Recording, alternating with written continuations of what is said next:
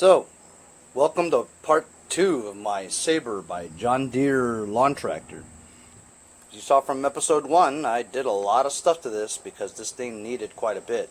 This is a repower project with that engine given to me by Nick in a trade, and it was missing all kinds of stuff. Intake manifold, carburetor, fuel line, breather hose,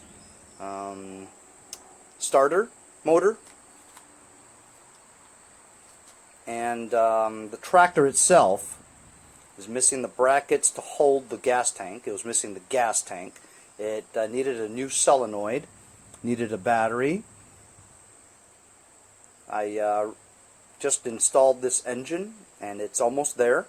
I rewired it because the safety switches weren't grounded properly, or there's wires crisscrossed here and there, and battery cables and all that stuff were spliced and just cut, to remove the engine quickly. And of course, when I removed the hood, I didn't know that all you had to do is just slide it to the left and it would have came out. I removed the bracket to hold the hood. Now I'm going to put the brackets back on before it becomes too difficult to put it back on, with all the stuff there. So I'm just going to put the brackets back on, and hopefully I can get the hood on easily when I'm ready to put it on. I need to fabricate some kind of a muffler because when the engine was removed, the muffler was just, hacksawed at the pipe. So I need to figure out a way to, maybe I might have to, I have a bunch of mufflers, but I don't have any pipes to go with it. I have hacksawed pipes, so maybe I'll just hacksaw another bad pipe and weld it on there, In the meantime, I have to put the double stack pulley on the bottom that powers the drive belt as well as the mower deck belt, and without having to jack up the whole front end so I can get an impact in there to put the crankshaft bolt into the double stack pulley, I'm gonna tighten it with a cord and take the spark plug out. To tighten the double stack pulley on the very bottom, usually an impact will do it. However, my impact is the big electric one, so you can't get enough space between the floor and the pulley to get the thing in there, so you have to jack it up really high, But there's another way to do it. It's a little cumbersome, but it works, So you take the spark plug out. That was in there kind of tight, This is the first time I'm taking out the spark plug. I'm going to check out the condition. It's one of those thin spark plugs where the plug actually goes in about an inch into the engine block, into the head. It's in good shape. I mean, it's a little oily, but it's not terrible. It's okay. So anyway, so what I'm going to do is I'm just going to stuff this rope in there. And what happens is, if you stuff the rope all the way in there, right, it takes up the space inside the cylinder, right? And then when you rotate the flywheel, the piston moves up and it gets caught because all the space that it's supposed to move is being taken up by the rope, right? So that way your crankshaft won't move anymore, and that way you can get a ratchet or a breaker bar on the bottom there and tighten up that crankshaft double stack pulley bolt, and then you're good to go without having to jack up the you know what I'm saying. So if I'm turning it this way, right, to tighten the bolt, I'm going to make sure this doesn't pull all the way in, because then you're really screwed. Can you imagine having a rope stuck inside your head? There we go, see? It's trapped now.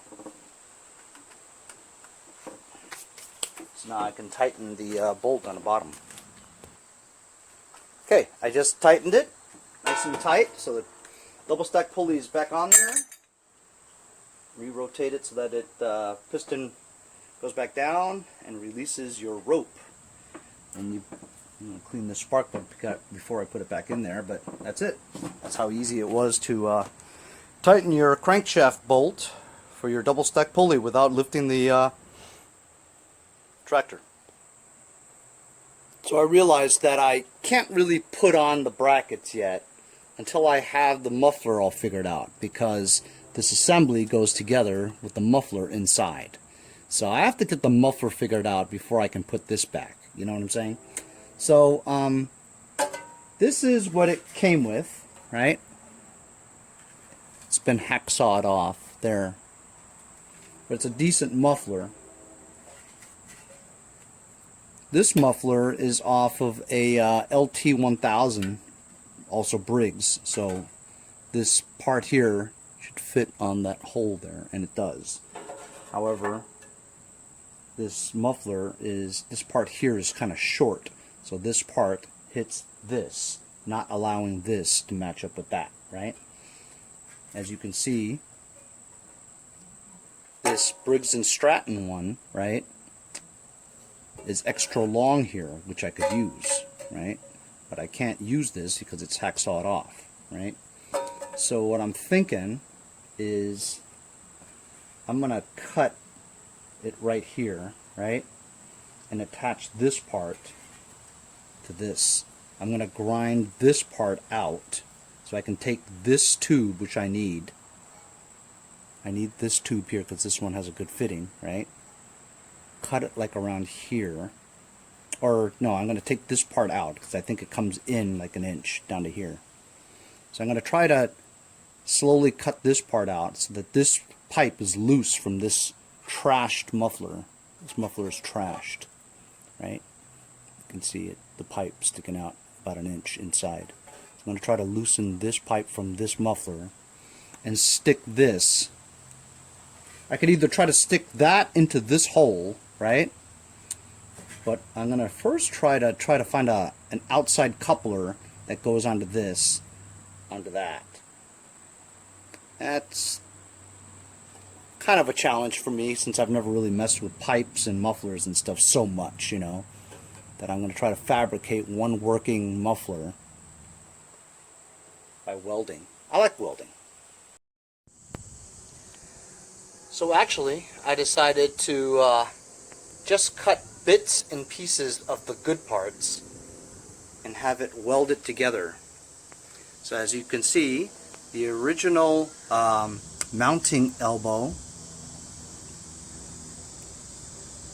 is extracted from the bad muffler, but it had a good connecting pipe, right? And then I took the good muffler with the hacksawed off end and hacksawed it right there. So it's a pretty good fit. It's pretty close, you know what I'm saying?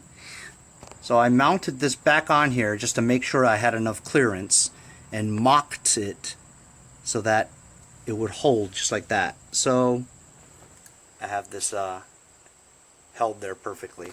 So if I even breathe or blow there, this will fall apart. But I've got this clamp there holding them two together, and I'm just going to put a couple of tack welds there just to hold it in place, then remove this again and weld around it nicely. That ought to work. It's very interesting since I've never played with, you know, muffler fabrication, you know, but pretty fun, pretty cool. So here we go. Got my Harbor Freight arc welder, flux core.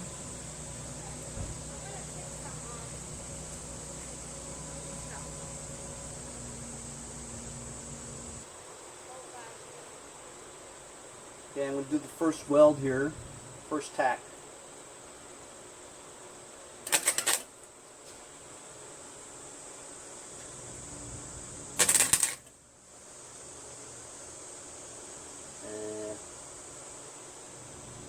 I don't think that worked. I think it moved. I have to play with it. Alright, I did one tack weld. It's holding it. Got another one here. That's good. Now let me release this and see if it breaks apart. Alright, it's holding. See it? Put another tack weld over here.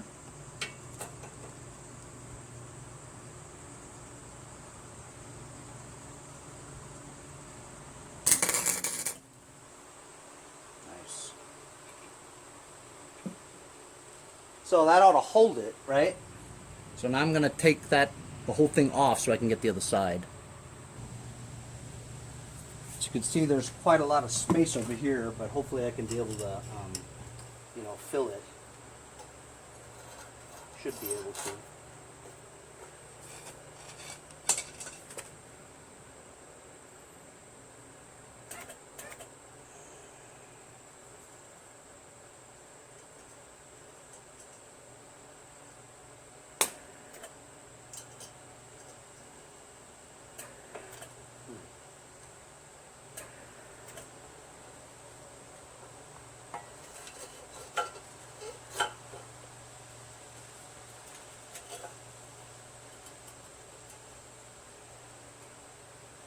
Ground's got to be good.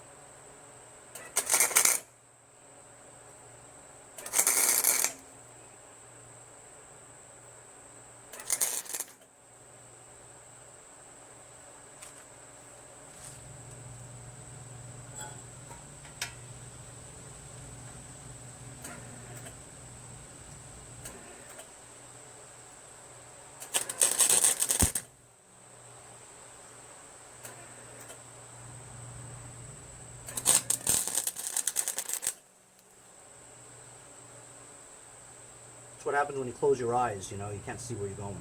Maybe I should get the mask. Okay, I flipped this around. Now I'm going to get the mask. And we're just going to go down from here.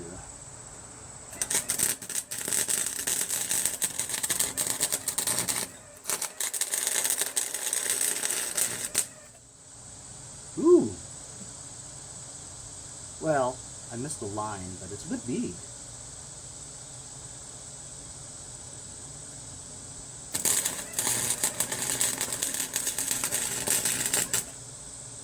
Ooh, look at that. I made a line. I've never made a line before. Getting good.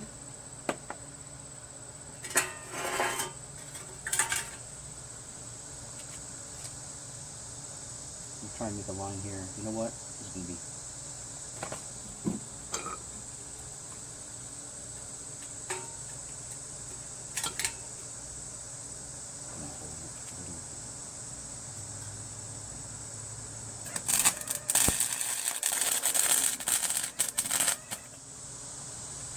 Ouch, ouch, ouch.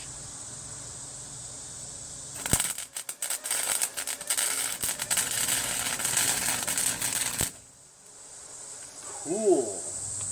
I mean, it still looks ugly, but look, I'm making wads of stuff. I never used to make wads. I could only like do tack welds, little beads and stuff, but when you can do wads, you're making progress.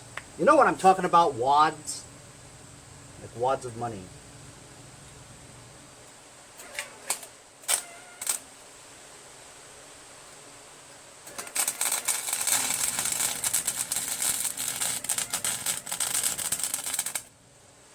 Cool. All right. Oh, okay. All right. And there you go. My adapted muffler. It should work. Decent. Not pretty by any means, but I think it'll hold.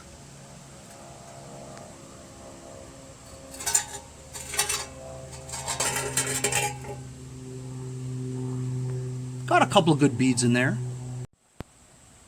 Boy, oh boy. It took me like an hour to put all that stuff back together again. Got the muffler on there. Got the front muffler heat guard on it. It had to go in a specific way. The brackets that hold the hood, you needed octopus fingers to get in there to tighten all the bolts. There was a belt guide under there that was all discombobulated, and I had to take it all out and bang it out and straighten it out just so I can get it back in there for the belt guard, the belt guide actually. So had to unbend some bent stuff, you know, and now it's looking like almost stock, man. So now I'm going to push this forward and get some of those the drop cloths that I have down there from Earl spillage, because I don't want me to try to start this and for some reason the belts start moving and then it gets all, you know, sucked up into the blades, which I don't want to do. So I'm going to push it forward, move some of that drop cloth out of there, move it backward, and get that drop cloth out of there. Then I'm going to check the Earl, add some gas, and maybe we're going to give this a start. Now let's check the Earl. I doubt there's any in it.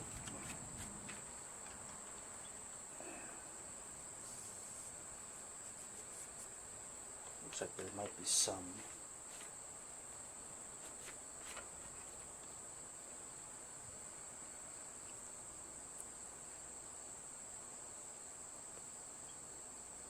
Just a drop.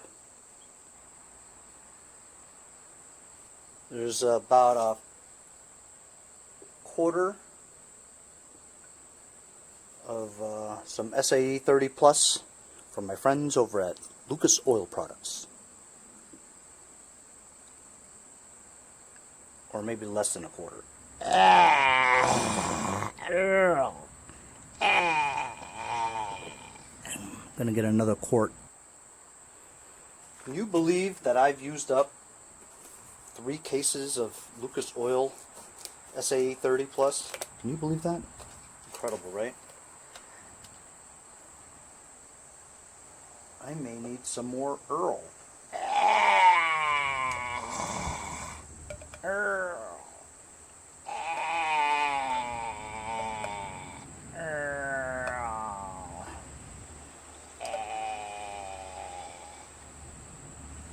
I'm gonna just put in half of this and then check the levels. If it's above add, it's good enough to start. The engine blows up, I don't want to waste the Earl. Since this is a new gas tank, I know there's no gas in it. Duh. I stole this gas tank from my LT1000 in the backyard. Blew it out, it's nice and clean. It's a gravity fed tank with new fuel lines all the way to the back, to the carburetor. I see bubbles coming out from the hole. Has a fuel shutoff that I added.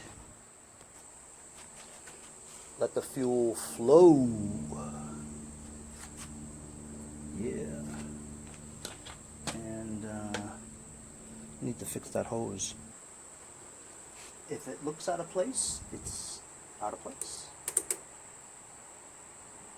Oh, I feel much better now. So far so good. It's been flowing. I don't feel any leaks. It's on choke. I'm going to check the Earl again. So it wasn't quite at the add line. I had to add more. Now it's at full. So you know what, guys? We're going to just start it now. Got gas, got Earl, got the carburetor, got the breather hose, got the throttle linked up. We know it cranks. Got the muffler on there. Aha, you see? Always walk around. Look at this. Duh. Spark plug's not connected. I guess that's the final task, is to plug the spark plug in there. Make sure it's in neutral. Brake is on. Nothing to do now but just give it a try. Good luck. I always get nervous, stand behind in this corner so the blades don't chop my legs off. Oh, you know what? I might as well just sit on it then. Alright, you ready? You guys think it'll start? I'm always skeptical.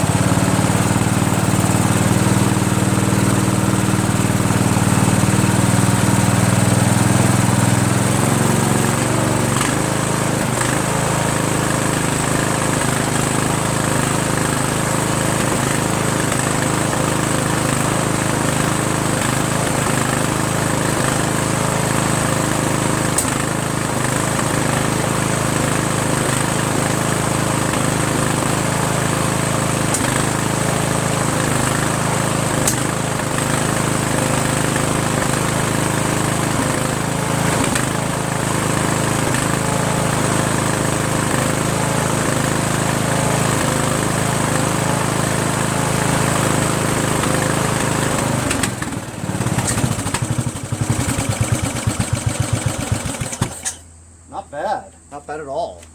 But guess what? That's right. If you look at the breather took a dump.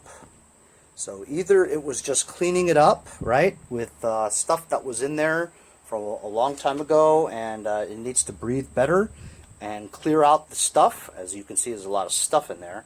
Or my head gasket's blown. You know how we can test to see if the head gasket's really blown? Let's aim this at the oil filler, the dipstick. Cleanest, you dipstick! And we'll see if we see smoke coming out of the dipstick. Yeah, see? Smoke has come out of the dipstick. You know what that means? Head gasket's blown. That's right. Just another thing for me to do. You know what? When I got this engine from Nick in Medford, he told me that it smoked under load. That makes sense because when it's working extra hard, the pressure is higher inside, right? And it'll leak from the valve area to the to that breather area, and that's why you see smoke still coming out of the carburetor too. So there's definitely a contamination of oil getting into that area. So while the engine works and starts and runs actually okay, we need to change the head gaskets. So this project is going to take a little bit longer than I thought, because there's always something, right? But at least we kind of know what it is. You know, it gives me an opportunity for me to check the valves anyway, you know. So I'm going to, I actually have a gasket, I believe. Not sure if it's for this one exactly, but we'll find out. This carburetor is leaking. The needle is not seating. And this is a new carburetor, Chinese copy. I just turned the fuel shutoff off. And then when I was going to take the carburetor off, because I'm going to take the head off, this bolt is just free spinning, stripped. See? It's not even in there. This might not be the right bolt, actually. So that might be my fault. I'll find another bolt and hopefully it's not stripped.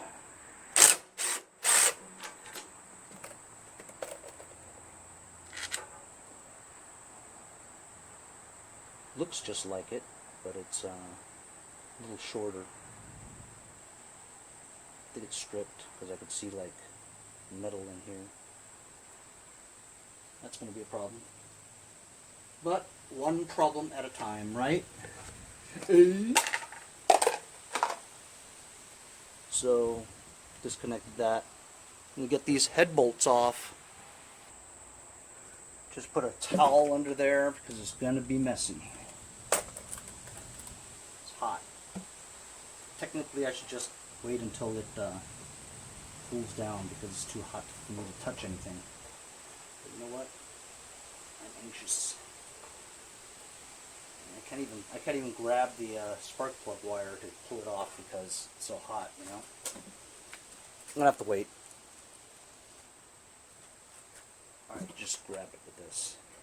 I don't like to wait. I'll try to get something out of there and try to get it out. Half inch.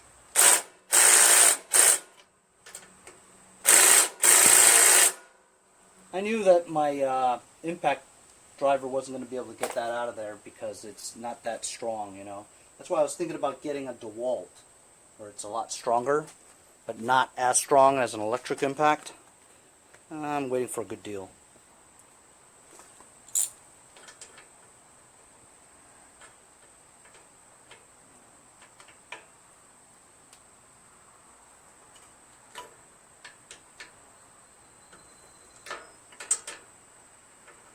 This won't fit because there's this muffler bolt in a way. And that muffler, oh man, I gotta take the muffler off. Oh man, gotta take the muffler off, guys. I really don't want to take the muffler off because it'll just drop. That part where it connects to the thing is not connected because it wouldn't reach. It's not meant for this engine. That's why. Don't tell me I gotta take all this stuff off. This was a pain, this thing here. Man, oh man. Maybe I can get away with just taking this off. Because I didn't take these off before. I took it off the other way. Yeah. No.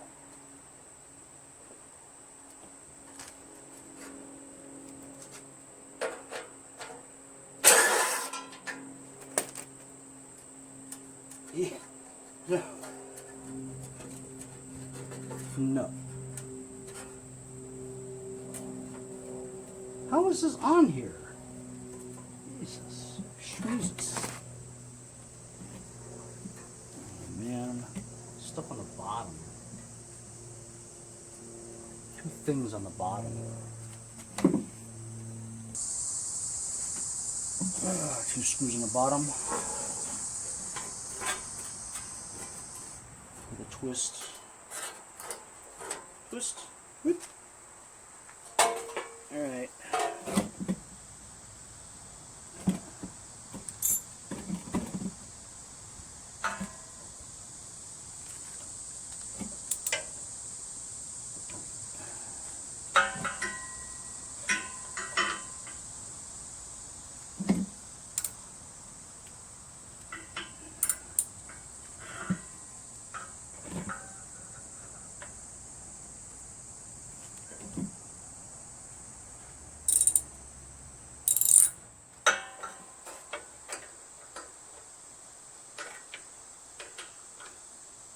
Yep, can't be avoided. I must take the muffler off.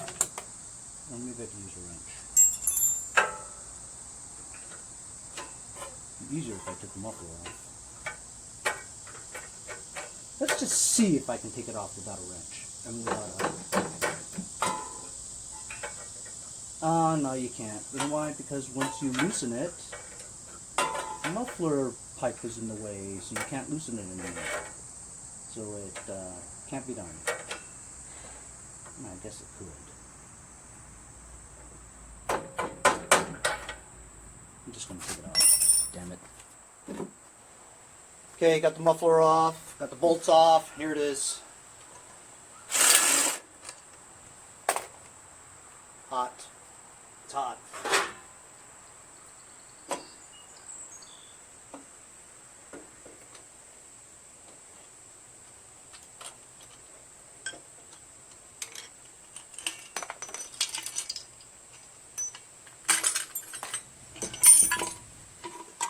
And there it is. Lots of Earl. And look at all the crap that's here.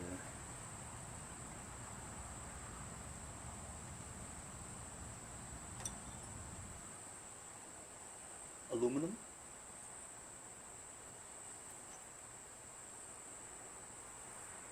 For the intake.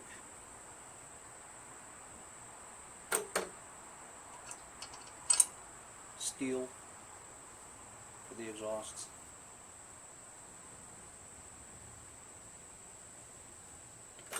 They look to be in good condition, but if you can just see right here, that is the typical area where it blows all the time. It always blows right there. See how dark it is there? And here is the gasket right here. Right there. So predictable. There it is right there. Blown head gasket. Done a lot of these lately. Well, at least we know what it is, right? That's always good to know.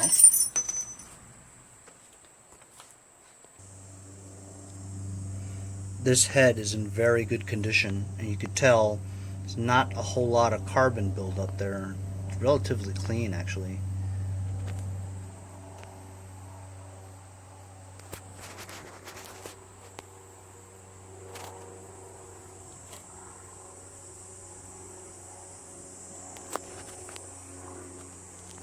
Look at the cylinder walls.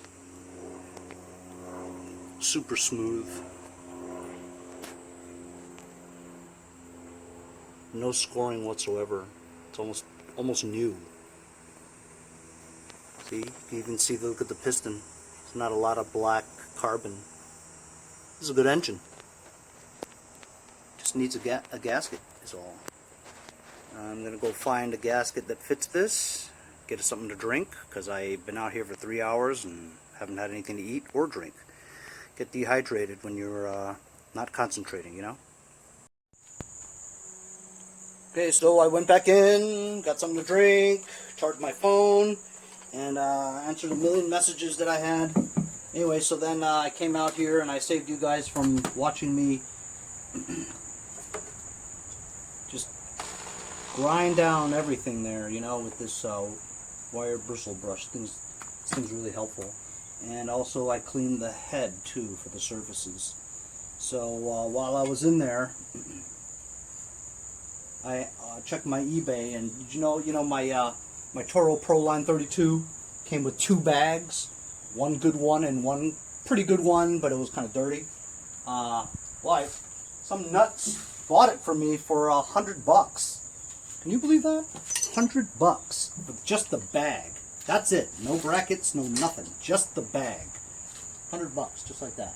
And also, you guys remember I picked up some old pair of Nerf bars for a Ram pickup truck.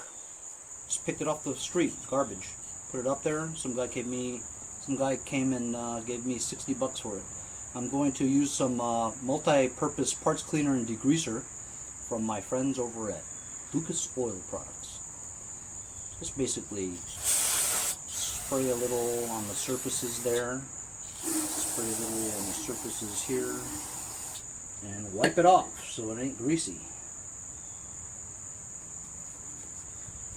I also have that gasket kit that I bought for the 21 horsepower engine. course, now I'm working on this. I'm just going to steal that gasket from that kit and use it for this one. And I'll just go buy another one because I need the gasket now, right? And that's a good kit. It comes with all kinds of other gaskets too, you know, and I'm just going to buy another one. So, as you can see, these valves are in good shape. Even though, you know, the push rods are off already, you can't spin these with your fingers, which means that they're seated correctly. As you can see from the piston here, it's all nice and clean. This is, from what I could see here, this is a good engine. Doesn't seem to have any imperfections, you know. There's no scoring in the cylinder wall, and everything seems to be in order. And even with a blown gasket, you know, it still ran pretty well. It started pretty well too. But obviously, since I've dismantled this the head, I'm going to have to take the valve cover off to put this head on, because I have to insert the push rods, right? So here are the dowel pins. That's what they use to guide the head gasket and make sure it's on correctly, and to hold it in place while you put the head on.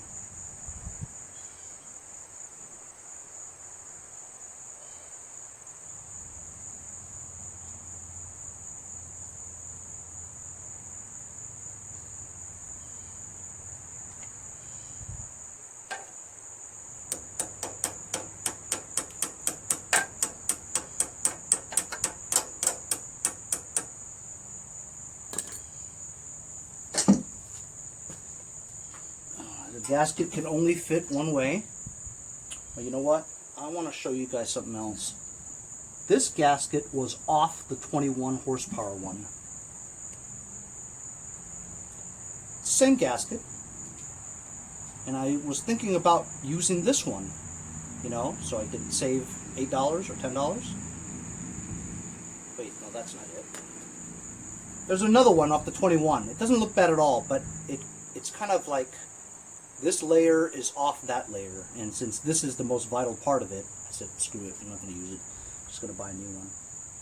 So this can only go one way. See, if you try to put it on this way, holes don't match. And over here, it has the two little holes for the dowel pins to hold it in place. People say to put, some people put RTV, small layer of it, over this side and the other side. But since Briggs doesn't do it, I'm not going to do it. So theoretically, I could just put this head on, just like that, you know. But I have to get the push rods in properly, you know what I mean? And the only way I'm going to be able to do that is take the valve cover off. So I'm going to have to do that now anyway. I mean, I want to adjust the valves anyway, you know.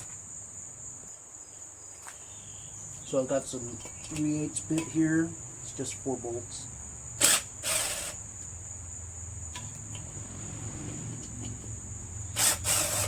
That was on really loose. And the kit comes with a valve cover gasket, which I'm going to use because I usually make a mess and put RTV on here, and it looks kind of messy. As long as I'm getting another kit, I might as well just use it, you know. Unless this one can be saved. Ooh, this is a good gasket. Guess what? I'm just going to reuse it. Came off easily. It's in good shape. Scores! Yep, it's a good gasket, man. I'm gonna reuse it. I'm not gonna reuse it, I'm gonna. Alright, so you know what? I'm gonna put this on.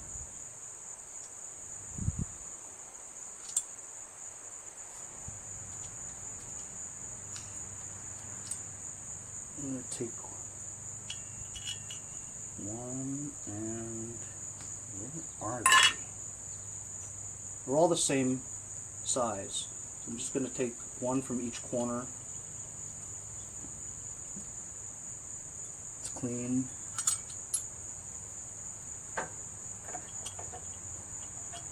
Oh no! See, you bumped it. Fell off the dowel pin.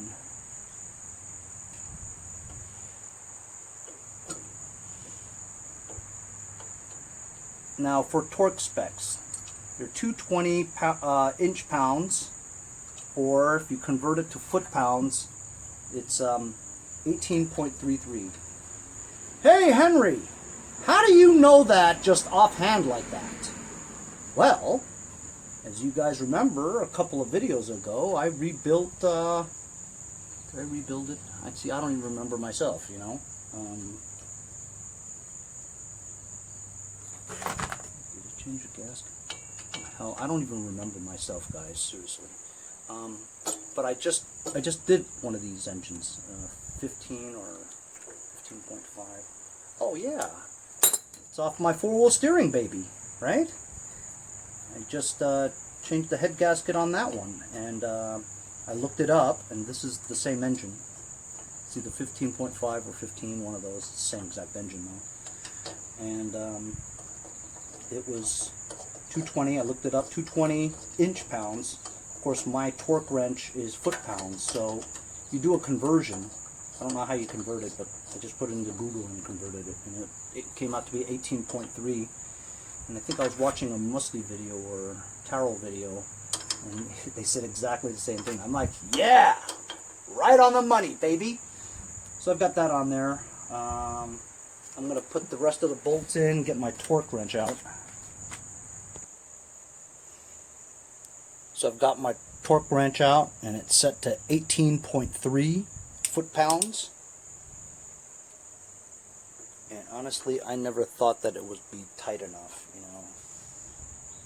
Last time I was doing it, I was like, that's it? That doesn't seem very tight. But it's right. Here we go.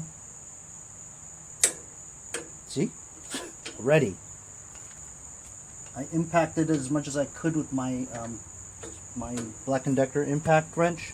That's not very strong, but apparently it's strong to get it close to 18 feet. Ooh, this one actually. There we go.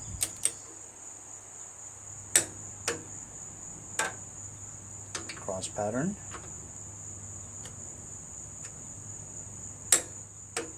Oh, that's 18 already. Damn. I can't. Okay.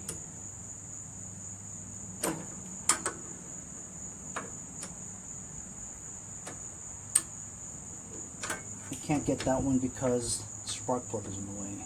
I'm going to remove the spark plug.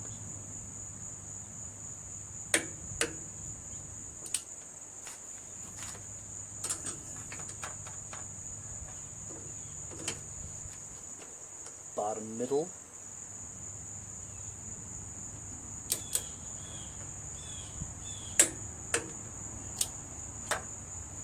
Top middle.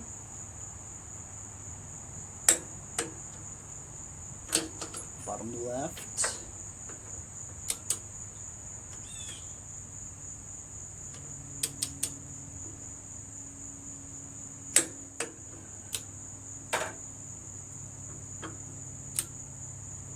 Top left. Bottom right. Did I do that already? Yes. Top right.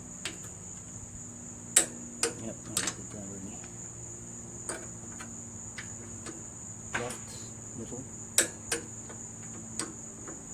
Top left. Alright, well I gotta get that spark plug out so I can do the last one. Remove the spark plug, and now I'm going to get the last one, just the bottom left. Wow, that just doesn't seem very tight at all, man. But torque wrench doesn't lie, because I've done it all, and look, they all click, which means it's exactly right on there. 18.3.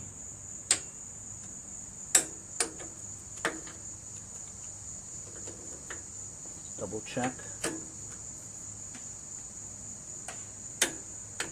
I actually moved that a little bit. Moved it a little more.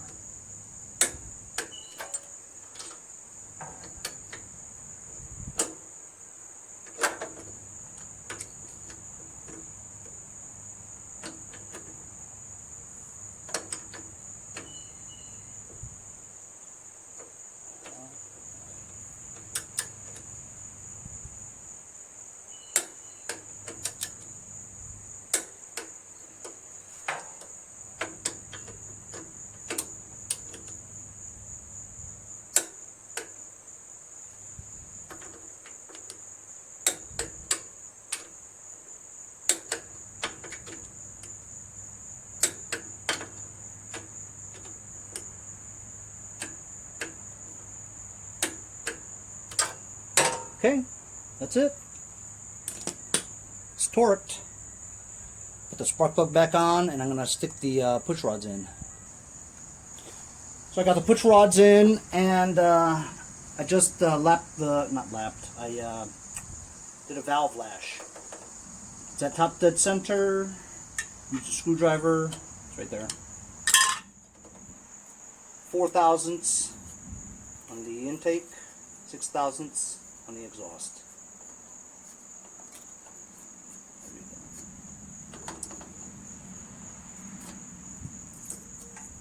4, 6.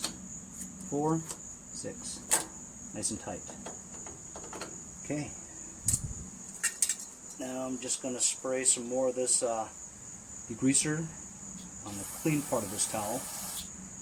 There's not many parts of this towel that's clean, but we'll do our best.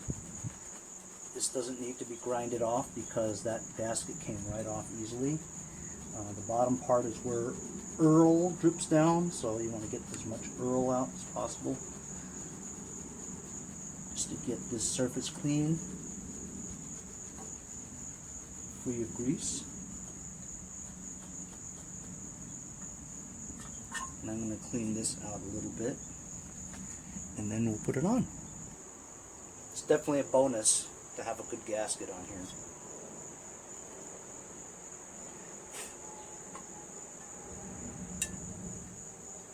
Now you don't torque these down, you just turn them as tight as you feel without busting them.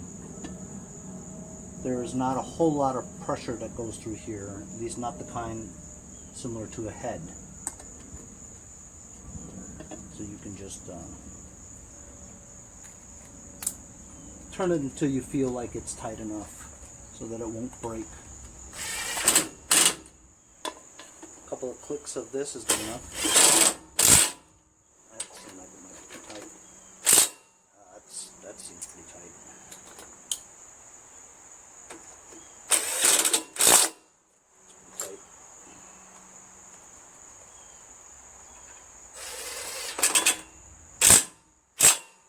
That's it. That's good.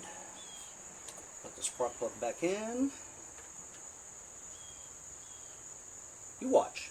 Something else is going to happen. I'm still going to have to fix that too. I feel like it's like I'm always fixing everything on the tractor. You know, I can't just get a tractor that, oh, just turn the key and you can go and sell it. You know, of course not. That's why I get all this stuff for free. When you get it for free, you have to expect you got to do a lot of work on it. Question is, will you spend a lot of money getting the parts to do a lot of work on it? Fortunately for me, most of these parts I already had. You know, I'm just buying gaskets and stuff. You know, it's pretty good. Oh, that's pretty tight. Oh crap! I got to put all this stuff on. But you know what? Before I put the stuff on, I'm gonna run it. See if it runs well. If it doesn't run well, I did something wrong, and I'm going to rip all that stuff off again, you know what I mean? Look at all the crap I needed just to do a head gasket. But, it's done. Let's start this baby up again, and see if it runs a lot better than before. Now remember, my carburetor still leaks. It's the Chinese one. But if you notice, it doesn't backfire which was the reason why I had trouble with the four-wheel steering one, remember? And so this proves that it was just the O-ring on the intake manifold that I forgot to put in, and that was causing the extra air going in there, causing it to backfire. So just rule of thumb for the next time, if you guys are putting on your carburetor. Oh, speaking of that, I can't start anything right now. Carburetor's not on. Duh. See? You see? Oh, we have to address that stripped screw too. Well, let's see if the good screw fits on the bottom without stripping. And then we'll know if it's stripped or not, or if it's just a bolt, you know. Feels okay.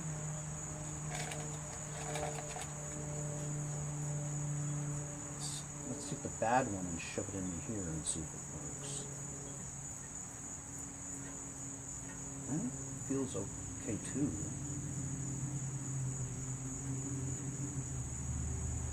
I have a feeling the bottom one's stripped.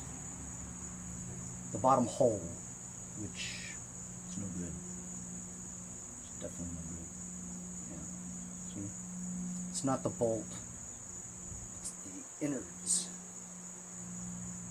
I don't know how I'm going to fix that. Unless you just get a bigger screw and just put it in, you know. No, I'll have to take care of that. So I found a longer bolt, went in there fine. Guess I'm just gonna try it. Remember, this carburetor leaks.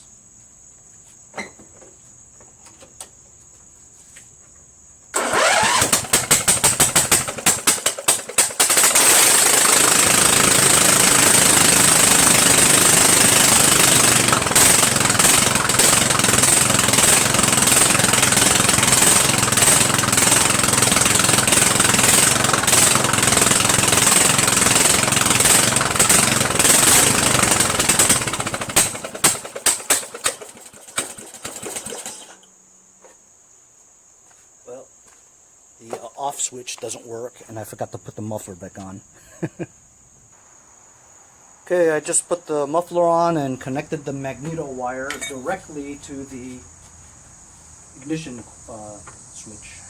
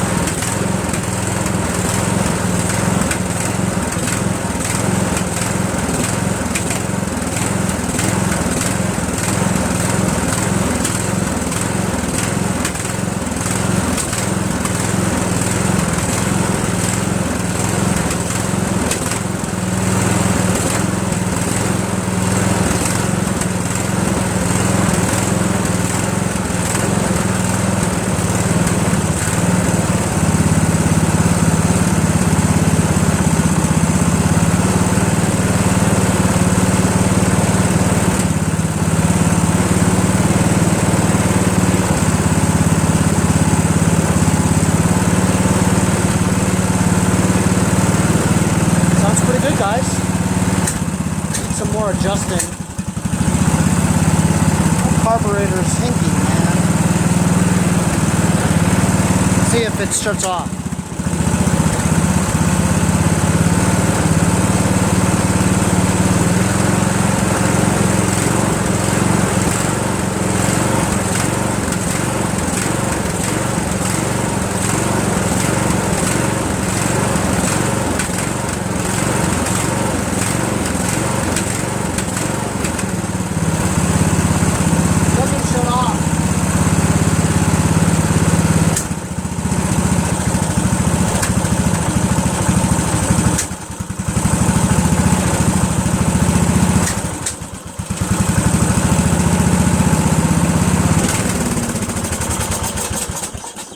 had to choke it off. So I have some more figuring out to do. There's a lot of wires. There's a lot of wires there that I gotta figure out what I need and what I don't need, you know. I connected the magneto wire directly to the ignition switch, so it should have shut off, unless that ignition switch is no good. But you know, the carburetor still seems kind of funny. I mean, it's not like, it wasn't like the four-wheel steering one where it backfired left and right, you know what I'm saying? It's just not as smooth as I'd like it, of course. You know, I'm going to try another carburetor tomorrow, and I'm going to put some of this stuff back on. So trying to figure out my magneto, it won't shut off the engine. So I'm thinking that this ignition switch is busted, you know. At least that part doesn't work. Anyway, so I've rewired this with a old Craftsman one, and it seems to work. Now, when I went inside for a minute, I noticed that it was leaking gas like crazy. So I have a feeling that the gas went all the way into the combustion chamber, and it's flooded that area there, because when I tried to start it before, it was like it was starting to burn up the starter, because it was like you couldn't even turn it. As you can see, there's fluid coming out of there, right? So I took the spark plug out, and it was so hard to get out that I busted it. So now I'm just going to crank it over a few times and let it extract everything that's in the combustion chamber. I'm sure there's going to be a lot of fluid.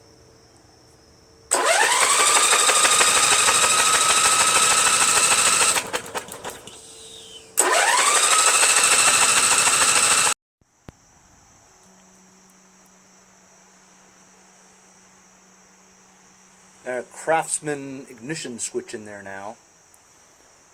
It didn't exactly fit, so I took the round bezel around the old switch, hollowed it out, stuffed it in there. The switch is Dunsky anyway. Because this carburetor leaks and it doesn't seem to be running all that great, I have the Chinese copy that I bought first. This was the first carburetor for the four-wheel steering, and I thought this was busted and wasn't good, so I bought the second one. Turns out it was exactly the same. But as far as I know, this one doesn't leak, so I'm going to put this one on. These carburetors are very easy to install. Just to disconnect the fuel line, loosen the two studs over here.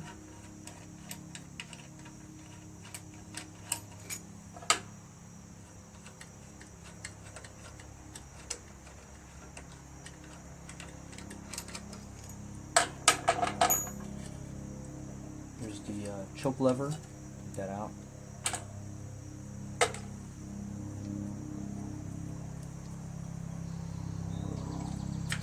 Then this, then that.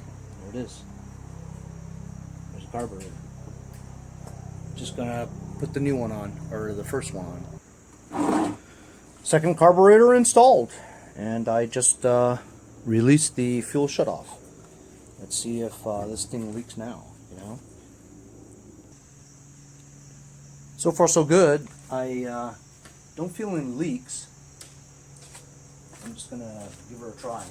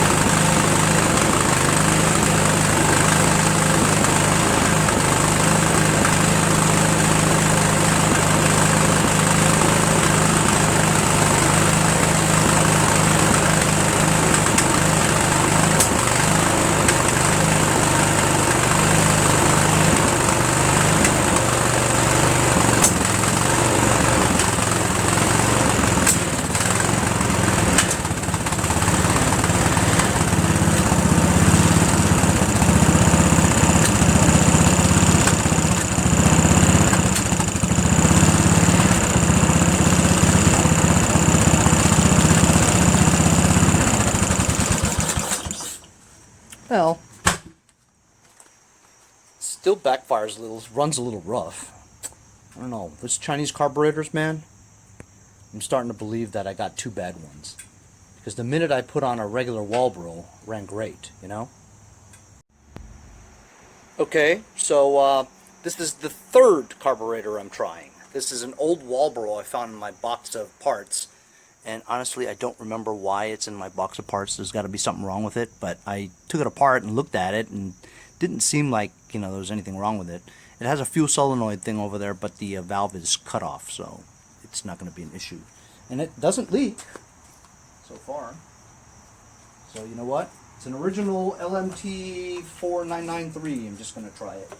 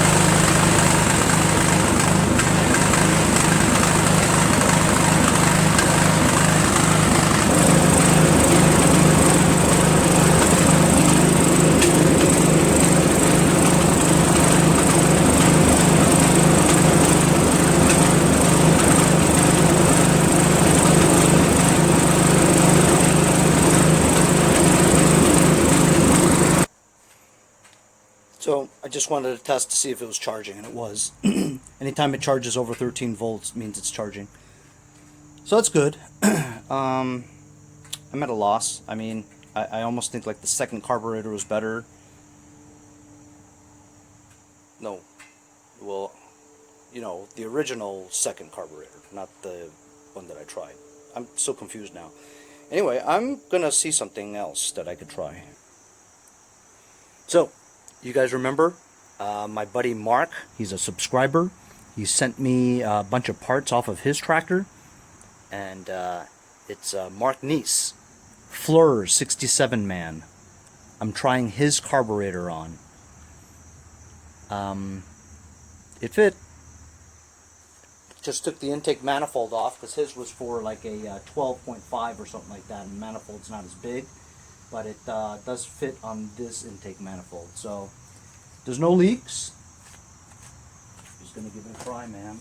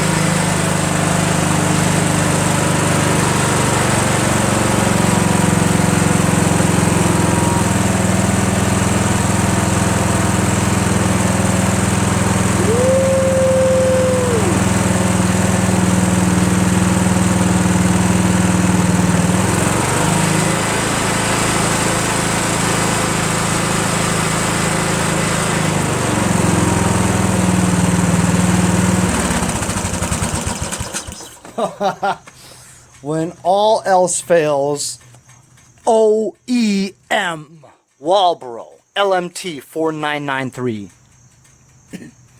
Mark, I can't thank you enough, man.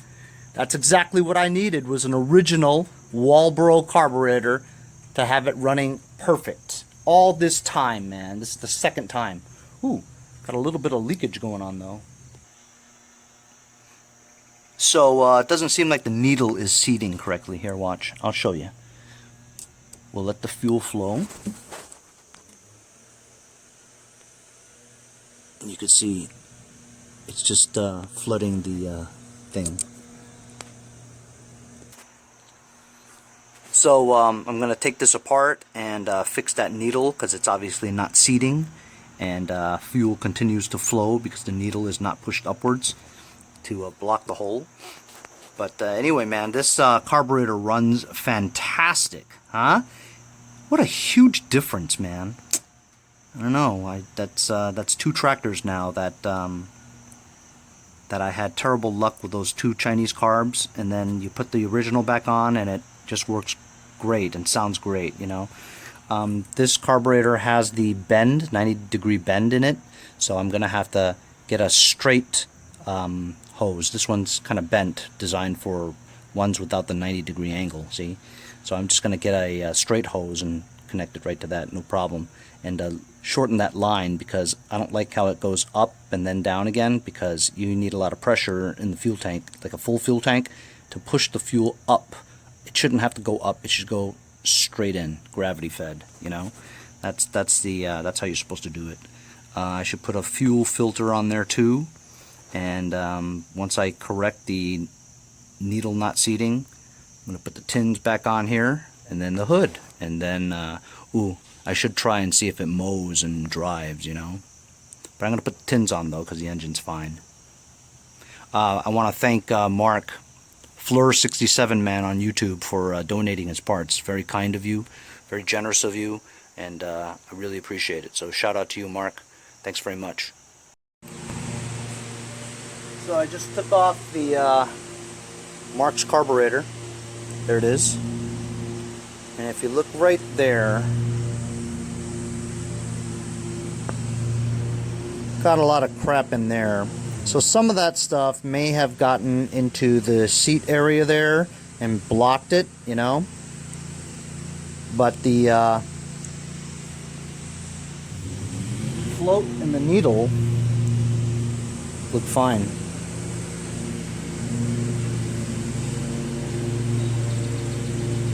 So I'm just going to give this carburetor another cleaning, and we'll see if it leaks. So here we've got an overhead shot. This carburetor is pretty dirty on the outside, and looks like it could use a good cleaning on the innards too. The hole's going to be all blown out. We know it runs, so I'm not going to take that screw off. I have screwed up this many times, so I'm not going to mess with it because we know it runs good. It's just a matter of the seat. So I'm just going to blow this carburetor out, and I'm using some multi-purpose parts cleaner and degreaser from my friends at Lucas Oil Products.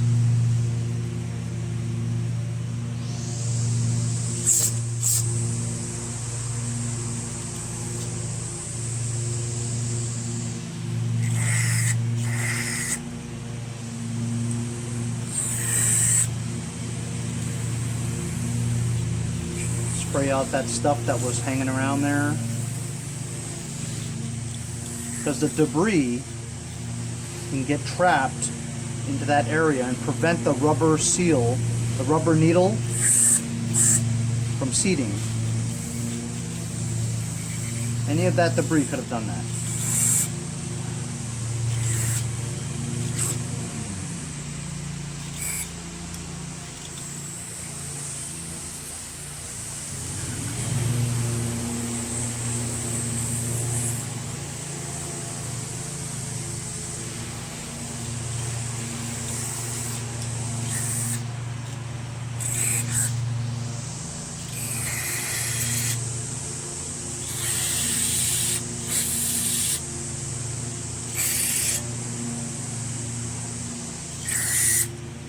Woo!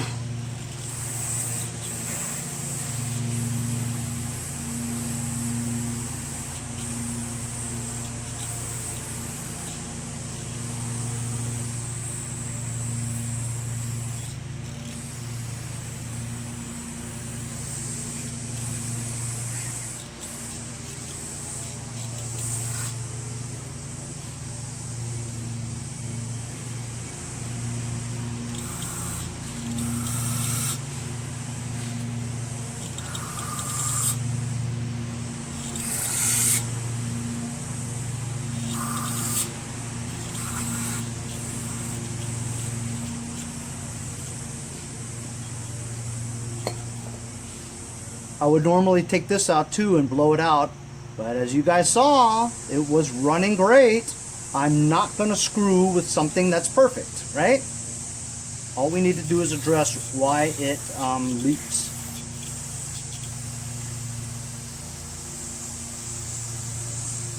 What happens when you mess with it? Oh man, I broke this, now it doesn't run again. So I'm not doing that anymore. I used to do that all the time. Completely ruin a perfectly working carburetor. If it ain't fixed, if it ain't broke, don't fix it. Just address what's broken and that it leaks. Alright, that's pretty clean, man.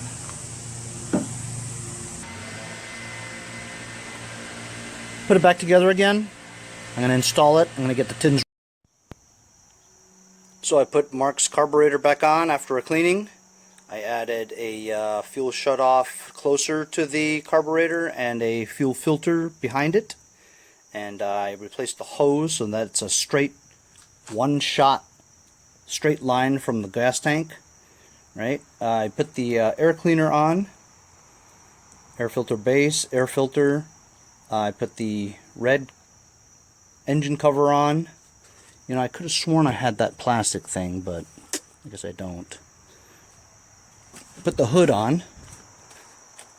5-speed Ash told me that, you know, Henry, you didn't have to take apart all those brackets and stuff. You could have just slid it on. I know that now. Thanks. So it just slides right on, and I took off that damn bracket for nothing, you know.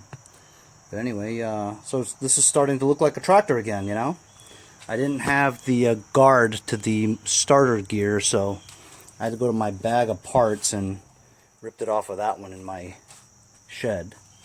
It's okay, you know, I want to make it complete. I was looking all over for this grass mesh round thing. This pops on top of it, where the other ones, the 12.5 ones and lower, there's a metal one and goes underneath the cover, but this one actually protrudes a little bit on top, so it's a plastic one that goes here and it rotates. But I could have sworn I had one, but I don't have one. Anyway, so now I'm going to start it up and see if it rolls forward and backwards and engages the blades. I'm kind of worried about that, actually. Sometimes you just don't think it'll work, you know? Before I do that, though, pump up the front tires a little, just so that it rolls a little better, and I could tell if it's a problem or is it tires. So I'm going to negate that possibility by pumping up the tires. Okay, I've just pumped up the tires. I don't know if they leak or not. Turned on the fuel. So far, no leaks. never can tell. So you know what? I'm just gonna start it and see. Hope it rolls.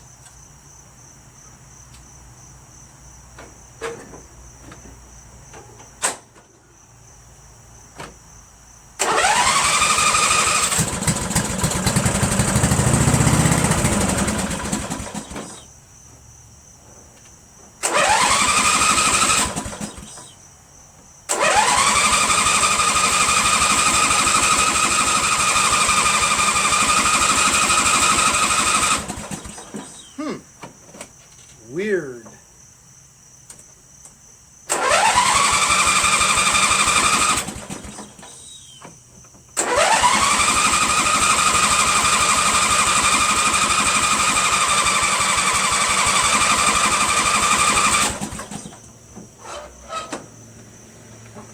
Crazy talk, man. Crazy talk. Sometimes it's helpful when you put gas in it. All that testing ran out. Can you believe that? Let's see now.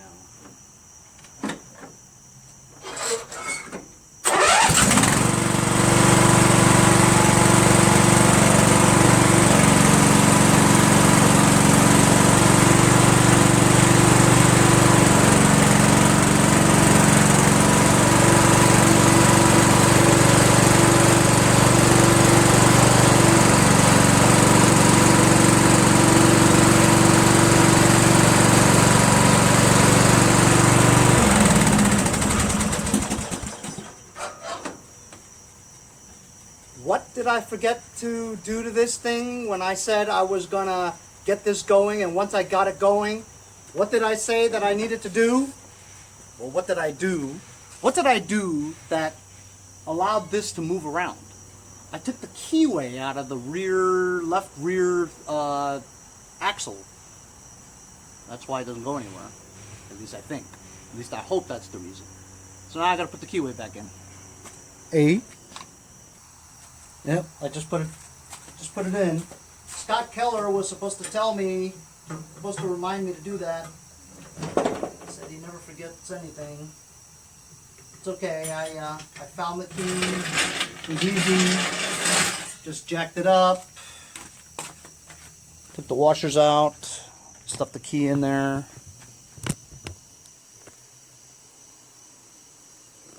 Look at that seat, huh? I need to fix that bracket. Just put it on there just to get it on there, but it's got to be tighter, you know what I mean? So I guess I'm going to now try it. You know, I'm still a little nervous that it won't work. Here we go. I kind of like how that swivels.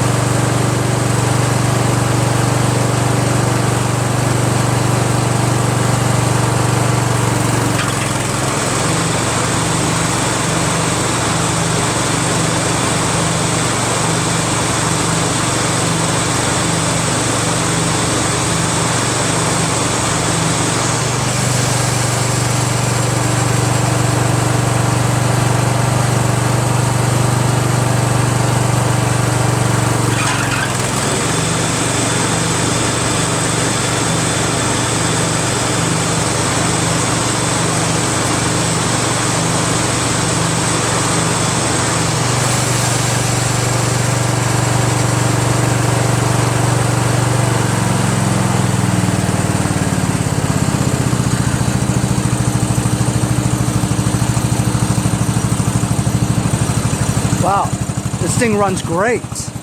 Ooh. lights work too.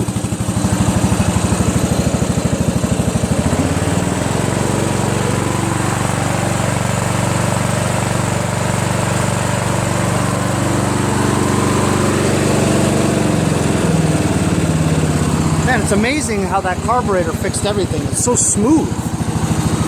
You guys saw the look on my face when I turned it on and I shot forward, didn't take it out of gear. That's what safety switches are for, which I don't have any.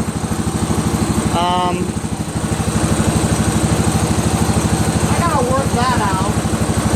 I gotta work this out. And also I think the brakes need adjusting because it wouldn't stop anywhere. How about it, man? Got this baby going. Now I gotta fix that thing. Gotta fix the seat. Gotta check out the brakes. Not ready for sale yet, but we're so close.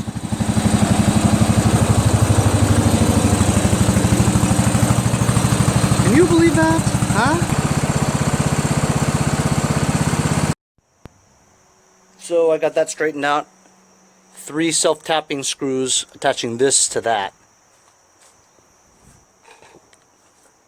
Now I've taken my wheel off.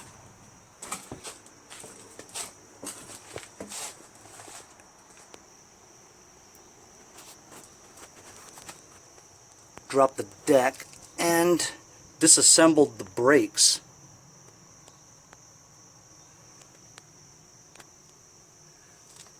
So I think I know what the problem is. There's brake pads still in there, except they're not being pushed out because I think these 2 little pistons here, right, are seized. So this needs to be greased and so that it freely moves in and out, you know. They're seized so you can't even move them, you know. So then when you depress the brake lever, this thing swivels, and because this thing is like kind of bent, right, on purpose, once you pull it, this thing moves, pushes the pistons down, pushes the brake pad out. But because these pistons are probably seized, right, they don't push. So I'm going to take some penetrating oil, put it in there, and bang these pistons down, loosen them up. Something on this tractor is fiberglass because I'm itchy. I have a feeling it's the hood. I think the hood is fiberglass. Anyway, so I've got some penetrating oil and I've just doused all the parts over here with some penetrating oil from my friends over at Lucas Oil Products. Now I'm taking like a bolt. I'm just going to bang down this piston.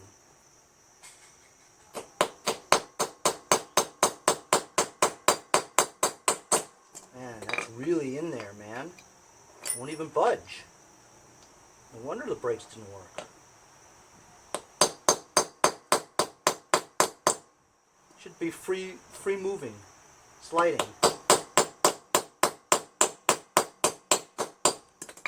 It's coming. See, I've pushed the brake pad out a little bit.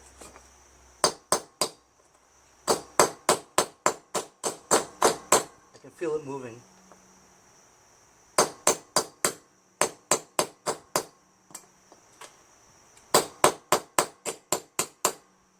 Ideally, I want to push it all out. There's the brakes, plenty of it, see? These brakes are fine. There's plenty of it, plenty of pads.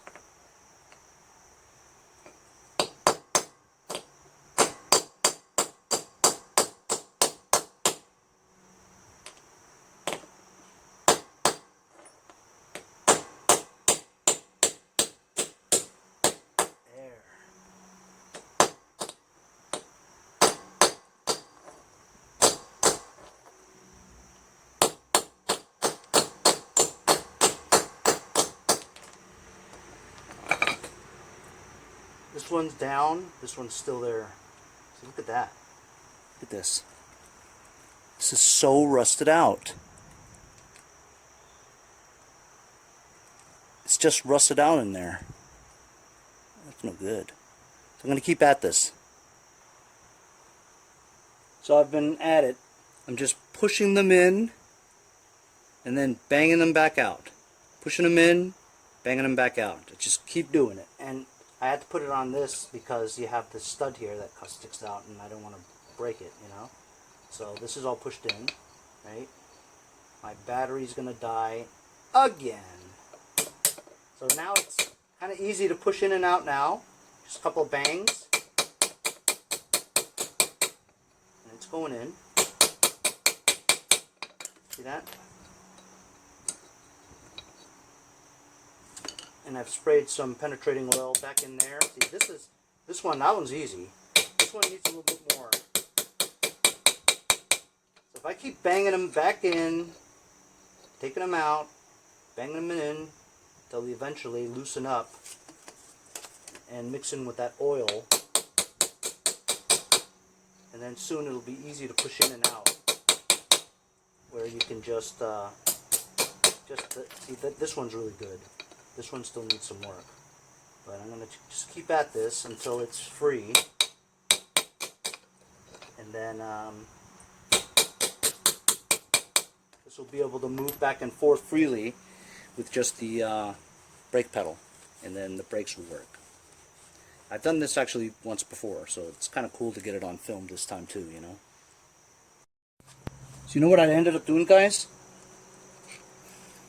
I have this like rounded cylindrical file, right? And I just basically stuck it in here and went like that, right? Look at all the rust that came off of it. Just did both canals here like that. Flipped it around. Did that. Right? Then I took these, I actually banged out these two things, right? And then I took some sandpaper and I was doing this for a while. Check this out. Check it out! Ready? Well, see, this part you could tell is sticking out, so I'm going to put it that way. Look at that.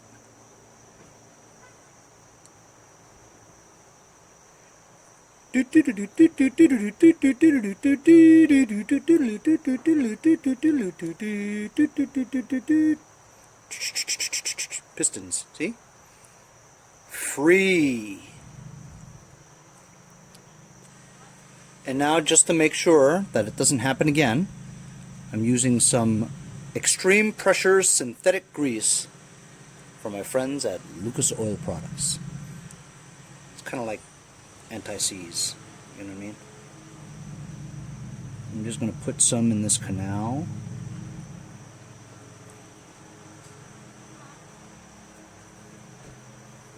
And so there it is.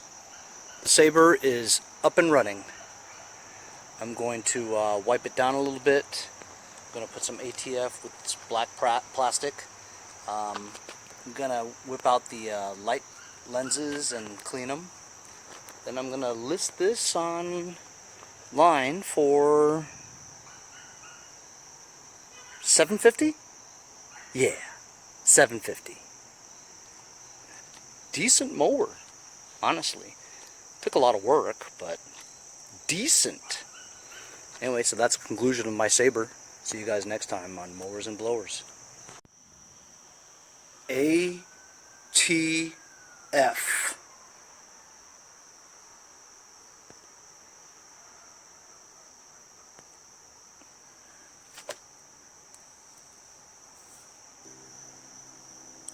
Like new.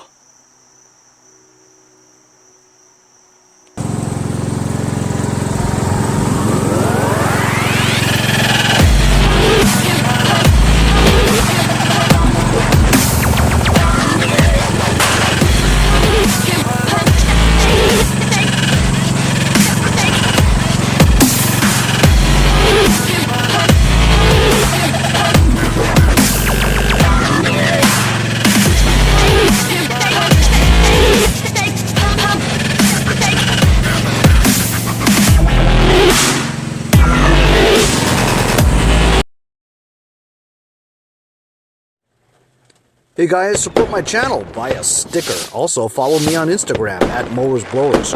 Check out my website, mowersblowers.com. see you guys on the next project. Have a great day.